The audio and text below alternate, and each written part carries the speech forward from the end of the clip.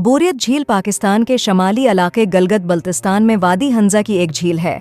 बोरियत तकरीबन 2600 मीटर और 800 फुट पर वाक़ई है, सतह समंदर से ऊपर।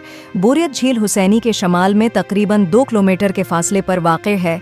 पानी का एक नमकीन जिस्म 2500 मीटर 8200 फुट की बुलंदी पर एक छोटे से खोखले पर काबिज है।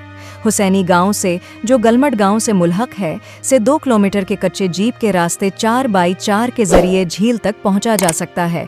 ये 2 से 3 घंटे के ट्रैकिंग रास्ते से बराह रास्त गलमेट से गलकीन ग्लेशियर के आखिर में भी काबिल रसाई है।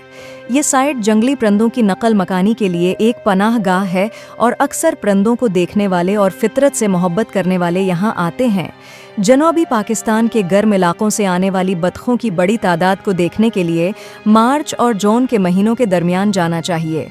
वस्ती एशिया के ठंडे पानियों की तरफ शमाल की तरफ जाते हुए परिंदे यहाँ आराम करते हैं। इसी तरह सितंबर से नवंबर तक वाक़िया शमाल की तरफ मौसम सरमा के आगाज़ के साथ अल्टा होता है। हर रास्ते में 1 घंटे का सफ़र ज़ायरीन को हुसैनी ग्लेशियर तक पहुंचाता है।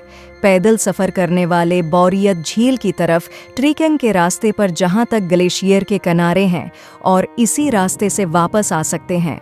पासोगार ग्लेशियर के लिए तवील पैदल सफ़र एक और कशिश है, जो कि गलकन ग्लेशियर और बोरियत झील दोनों को अबूर करता है। इसी रास्ते से हुसैनी ग्लेशियर को अबूर करने के बाद पैदल सफ़र करने वाले बोरियत झील के जनूबी हिस्से में बोरियत बाला की बस्ती और शाह आबाद की अब वीरान बस्ती से गुजरकर आगे बढ़ सकते हैं। पानी की मुसलसल फराहमी न होने की वजह से ये गांव कई साल पहले वीरान हो गया था।